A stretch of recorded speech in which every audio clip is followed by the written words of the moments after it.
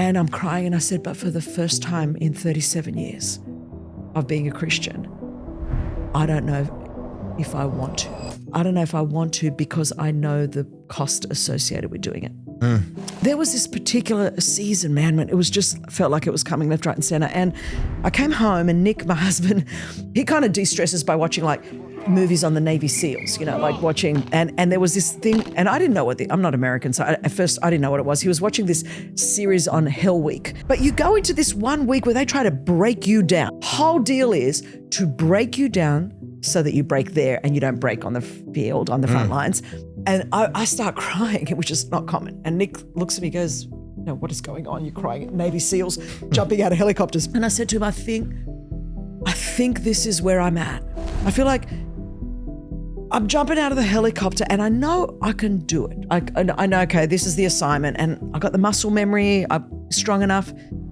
And I'm crying and I said, but for the first time in 37 years of being a Christian, I don't know if I want to. I don't know if I want to because I know the cost associated with doing it.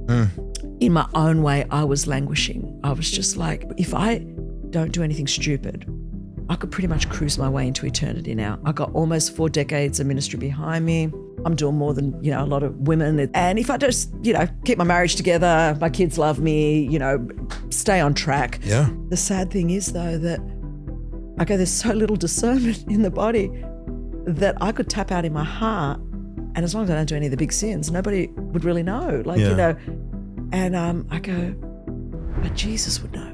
Paul said, I run my race and finish my course. And Jesus will know that I stopped running, even though the world still may or may not, be applauding because there's people are getting rescued. I go, but I could tap out in my heart. And here's the thing, Lecrae, personally, the people that I personally know, most of them, that I personally know that maybe have fallen in the last 5 years, most of them have been older than me. So you think you get to 60 and you can go into cruise control. And the fact is that the enemy is nothing if not patient. And he'll be like, I'll wait till you can have maximum impact. And my mentor said to me very early on in my early 20s, Chris, be really careful what you pray for, because as many people as God allows you to help, that's how many people you can hurt. And so the devil will wait until you can hurt the maximum amount of people. You've said so many things today that are rocking me. I need you to slow down. I'm drinking from a fire hydrant.